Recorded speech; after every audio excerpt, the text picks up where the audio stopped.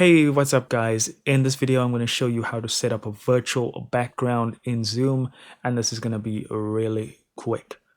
So all you want to do is click on the profile icon on the top right hand corner, and then you want to click on settings from there, and you're going to go to background and effects.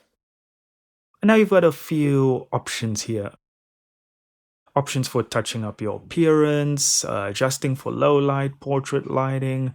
Maybe let's set this adjust for low light actually on. It's not a bad idea. You can set that on auto or manual. If you scroll down, you'll see your virtual background options. You can blur out your actual background, or you can choose between some of the picture options here, or maybe a video option, or you can hit the plus icon and add your own images and videos on your local disk. And that's all there is to it, guys. Thank you so much for watching. Do consider liking the video and subscribing to the channel, and I'll see you in the next one.